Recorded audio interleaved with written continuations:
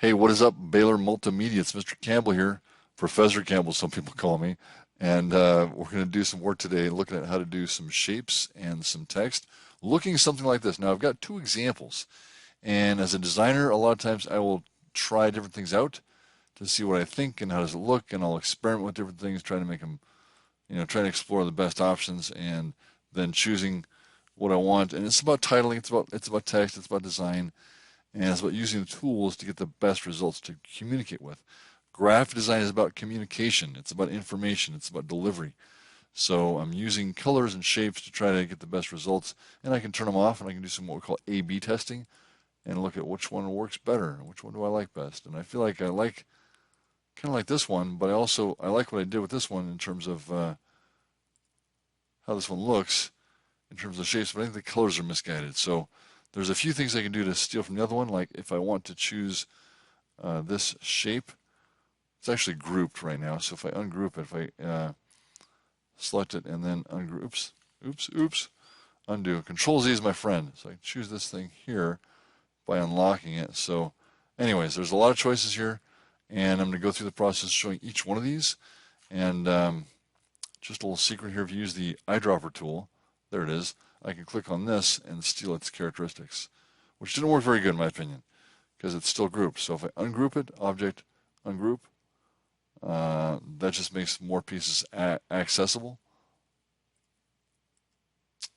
And that looks okay-ish, maybe. I don't know. Anyway, pick the one you want and go with one of these two methods. The video is going to show you both methods here in the video, and have some fun with it. Rock on. So let's go ahead and get started on that, and let's go ahead and create a new workspace. When I click new, this pops open. We're going to go ahead today and we're going to use print again, and we're going to go with a letter size space at landscape orientation. I like to work with inches because sometimes the other ones are a bit confusing for me. Picas and points are similar, but they're entirely different scales. They represent the same distance, but with different scales. So I like to use inches or millimeters or centimeters. Pixels can also be good. It's all dependent. You can use whatever you want, truly. So it's all the same space, but different measurements of scale. So the next thing I'm going to do is I'm going to go ahead and file, and I'm going to place. You can file place, and if I place this in here, I've got a picture in my downloads.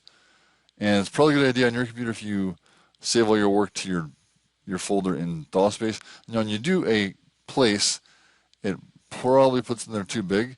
So let me work my space is a bit messed up right now. So I'm going to go reset essentials.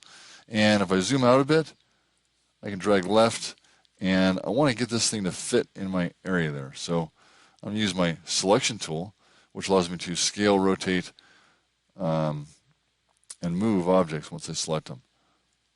So I want to get that to fit in there, and I can see that I have an issue with the size, but it's okay if it overlaps. So I can see the, let's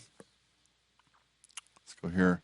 If I turn off that layer, I can see that the area is here, and that's the space there. And if you want to, just to make your life easier or visual, you can actually make an object the same size as your space there. So if I click on this rectangle tool and click at the top left corner, especially if my snapping is on. So I want to double check that snapping is on. Snap to point, snap to grid.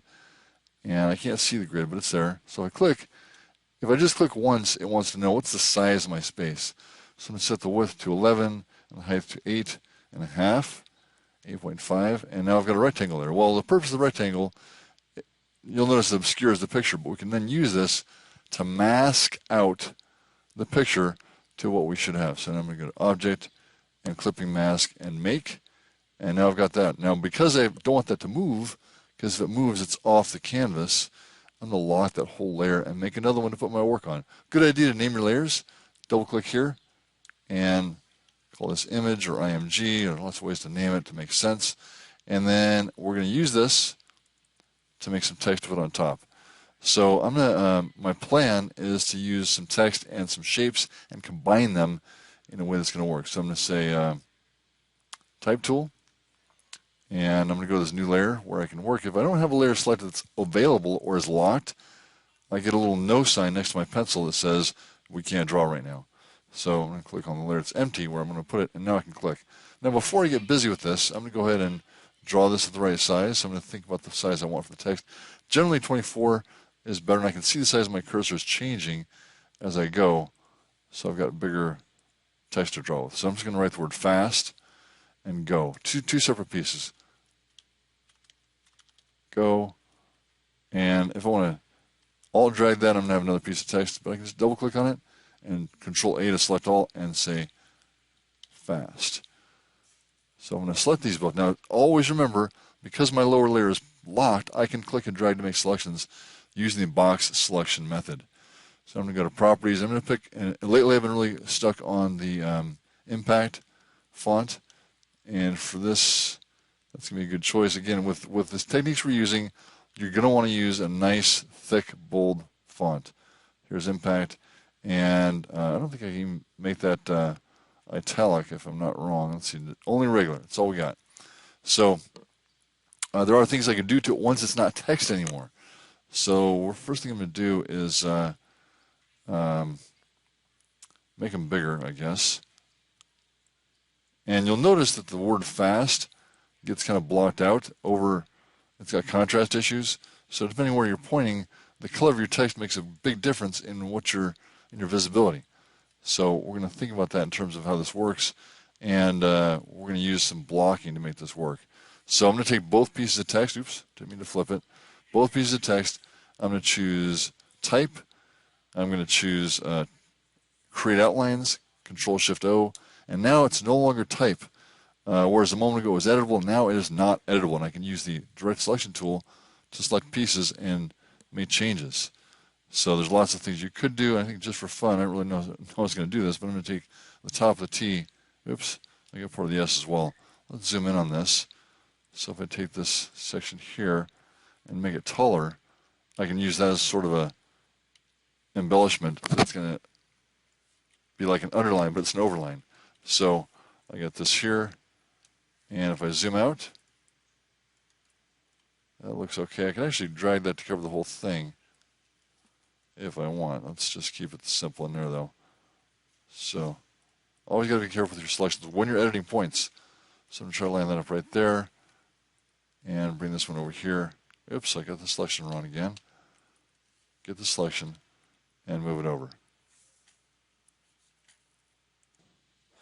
Now you got to recall that this text is not editable, so I cannot select it and expect it to become in italic. So when I look at the properties panel, it gives me properties of shapes. So if I want to make this thing lean like italics, I'm going to take the, let's see, somewhere in here is the scale tool, scale, and scale also includes the shear tool. So look for the scale tool and look for shear. The keyboard shortcut is S. So if I push Shift S, I can cycle through those, or just S, I guess, or Shift S, Control S, I don't know. If you click on this, it'll give you the shear tool. Now with the shear tool, I want to click the axis point. So I'm going to click down at the bottom of the G, like right here. And so that when I lean it, it's going to lean from there. Oops, that's getting kind of weird. There, I'm happy with that. So I'm going to move this over. And what I'm going to do next is I'm going to go ahead and make a shape that'll contain that. So now I'm going to go with the rectangle tool, something like this. And I can use this sort of visually before I select it. I'm going to leave it. And now the thing to note is that that is now above my text, or my supposed text. It looks like text, but it's actually shapes. So I'm going to take the rectangle tool and drag it down. And again, you could drag that down by using the layer panel. You can use object and arrange and send it back, or you can use Shift Control left bracket. So there's a few ways to operate that and get the job done. So it's down here where we want it, and I want to select all this stuff and punch a hole. Let's see if it works. There may or may not be some issues here. So I've opened up the Align panel.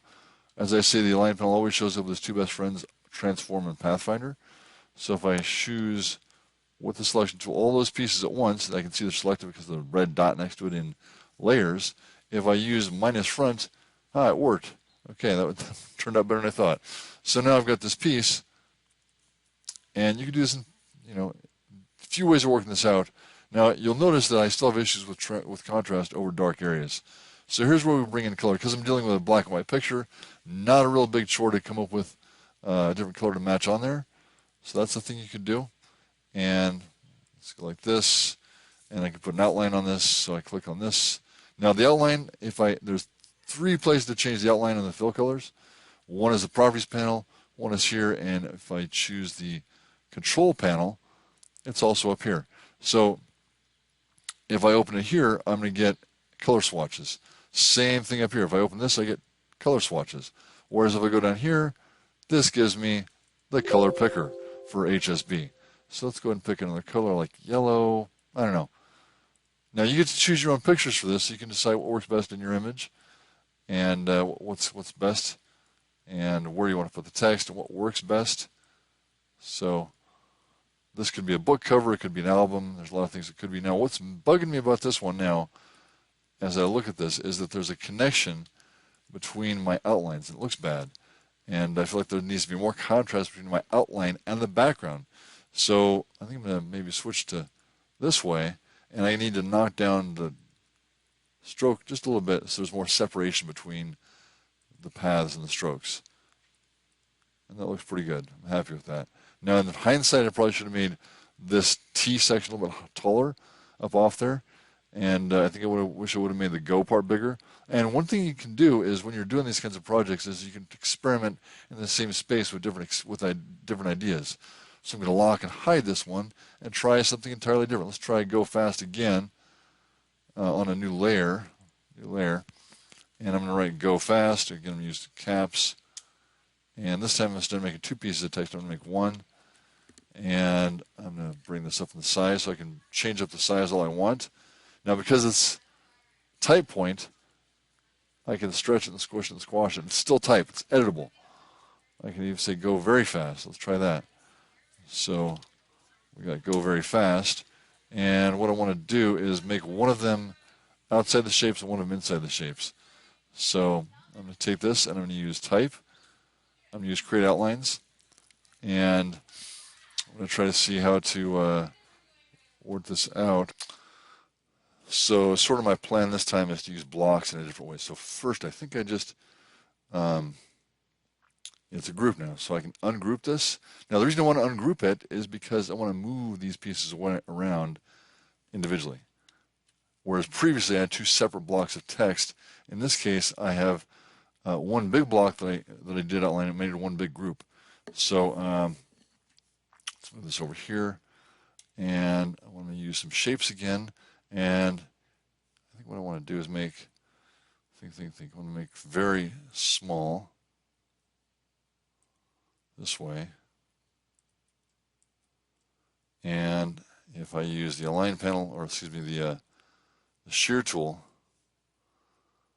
which is here, I'm going to take shear.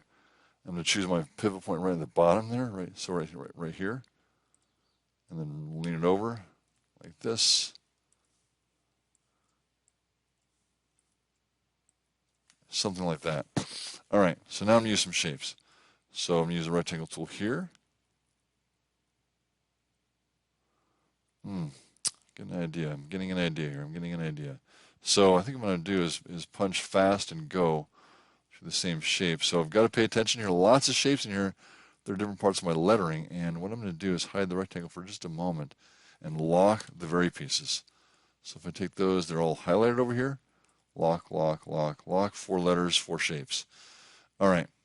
So now I'm going to take this shape I used and move it to the bottom of the stack. Still can't see it, right? Because it's a contrast issue. So now I can see the pieces. Oops. I need to have this selected in order to change the color or it won't work. So let's change it to blue or whatever.